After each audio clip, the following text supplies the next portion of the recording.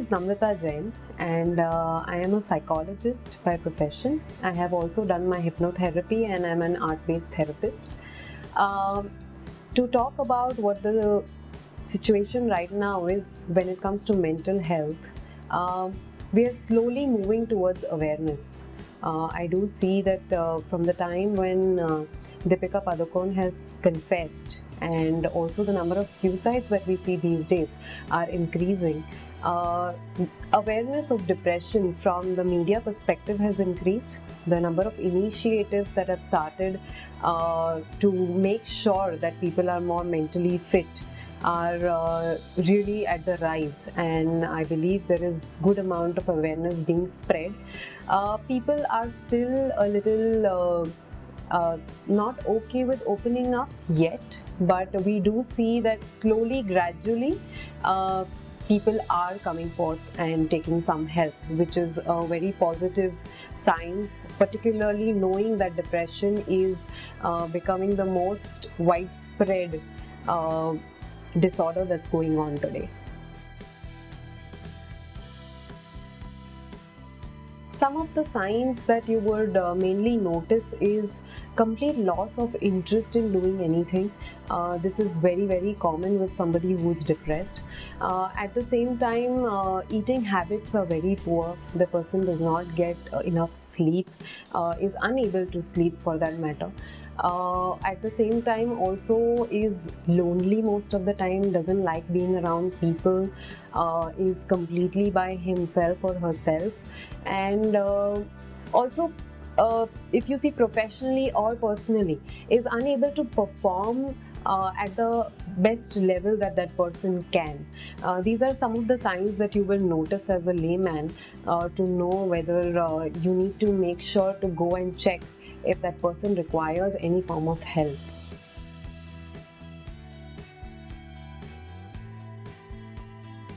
There was a time when the whole concept of pagal ho gaye ho, was on, where people would feel if somebody who would not be able to connect with the normal social surrounding, the first statement that would come is wo pagal ho gaya hai, and today now it has come to a stage where people have started accepting, understanding that okay, there is something which is away from the normal that is going on with me, and I need to seek help for the same purpose.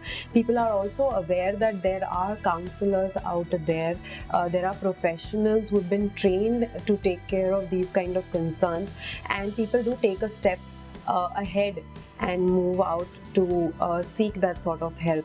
I also go to organizations and institutes where initially when the whole concept of employee assistance programs, which is a mental health concept, it was introduced in these corporates.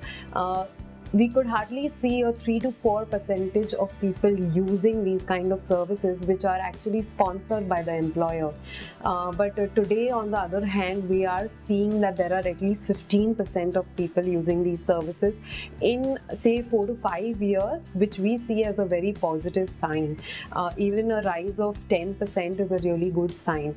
Not only that, people have, for that matter, started understanding that even if I am not going through something that's severe, I still need to be mentally fit, and I need to be precautious of taking care of my mental health.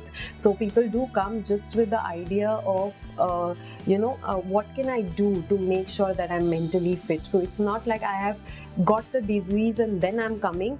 Even if on a normal basis, what can I do to take care of myself is something that people are more open to, from understanding it from a psychologist or a mental health practitioner's perspective.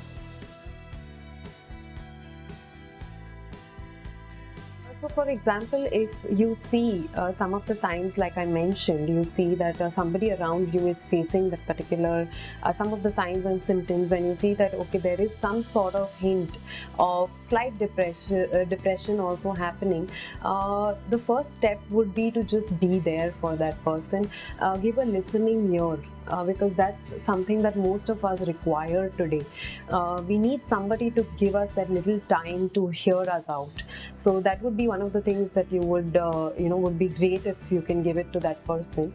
At the same time, do not come forth as somebody who's trying to sympathize with that person, because it's not sympathy that that person needs. That, for example, there are so many people who are even at a worse stage in life than you, but you have so much more yet left. That's not the correct way to go about it. It would rather be as empathizing with that person, that I understand that you're going through something, but at the same time, I'm always there for you. I'm ready to be a support system and provide you with that help that you require at this moment. What otherwise you can do is get that person involved into something which makes that person happy. So, for example, some hobby class or something that person you are aware of that your friend or your ex-person really likes to do. Involve them into that particular thing that they really like to do, because that changes the thought process and the mood that that person is in most of the times. What you can also do is make sure that the food that that person is eating is taken care of, because food has a great connection to do with our mind. Like we say, the mind-body connection. So what you actually feed in is what you are seeding in for you to think through. So your thoughts are connected to your food also to a great extent. What you can also do is I would not recommend any sort of meditation for the person who is close to going through depression, because meditation takes you through even more getting into the awareness of your thoughts, and at that time, because the thoughts are so many, that person will go through even more deeper form of depression, which is something that we should avoid doing. So mainly be there, that's the most important. Also you can at times make the person understand that professional help is there, and you could recommend that person to someone who can professionally take care of it. Make sure that you are not doing something that you are not aware of and do not know how to handle, because if you do even a smaller thing in a wrong way, that may affect the person far more than what that person was at the stage. So it's always better to seek professional help in these cases, because they've been trained for that particular thing. Last one, that is the most important, is don't forget to take care of yourself first. That is the primary requirement. Even if your friend or your relative is going through it, it's important that you take care of yourself first, and then make sure that the other person is fine. So on a regular basis, as a parent or a teacher, what is most important is for you to be absolutely non-judgmental towards the child. Let the child be able to express whatever he or she is feeling, whether it is good, bad or worse. It's very important to, again, on the other side, be a person who's listening without any judgments. Because a child comes and shares with a parent or a teacher with complete trust and with the idea that they will understand. So it is important for us to openly listen to what is there. And based on that, then further you can guide the child or inform the parent or teacher, whoever is taking care of it otherwise. The second thing that is the most important is to encourage children. Make sure that you compliment them on the smallest of things that they do, because anxiety is something which I think every person at some stage in life faces, and encouragement is the best way to get the person out of it. So encouragement is another thing that I would recommend. At times even rewarding need not always be materialistic, especially with children, but in various different ways you could reward them. For example, giving them some extra time for play, or taking them to the park sometimes, or making them have their favorite food as a reward when they have really accomplished things. This would make sure that their confidence rises. And the fourth thing that I would say is indulge them into exercise, which is extremely important. Good food, good diet, exercise, and a little bit of yoga or meditation is equally important. Nowadays, the amount of stress levels that the education system also has, to some extent, calmness is required so that they can handle all the pressure that comes from the other end much better.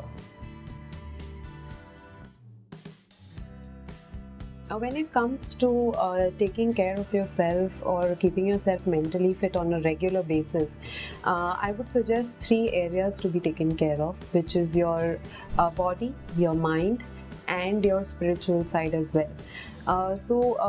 Few things that you can do on a regular basis is, first and foremost, give some time completely to yourself. I think 10 minutes to 15 minutes in the day completely by yourself is extremely important.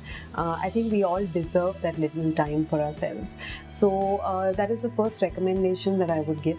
Second one is, make sure that you involve yourself in some form of exercise, at least in some form of walking on a regular basis, or you can indulge into yoga or Zumba or any form of exercise which is suitable to your own body. Third one is to take care of the food that you eat. Any sort of junk food is junk food to your mind. So make sure to eat food which makes you makes you think and feel good at the same time, because food has a great impact on the emotions that you go through. The fourth one that I would recommend is follow your passion or your hobby along with your profession that you do on a regular basis to earn a living, because any form of passion or hobby makes us really, really happy, and I see that as an integral part on a regular basis for someone to take care of self. At the same time, it also somewhere brings out a lot of self-awareness about ourselves, which is important from the spiritual angle. For you to know at what point in time your thought process is taking you where is very, very important. Meditation of 5-10 minutes helps you take care of aligning your thoughts, because the mind is like a software. Whatever you feed in, whatever you program, is the way it's going to give you a result. So it's very important to program it right. So in that case, these 3 main areas that I would recommend that you take care of all 3 at the same time on a regular basis, and you'll be absolutely mentally fit.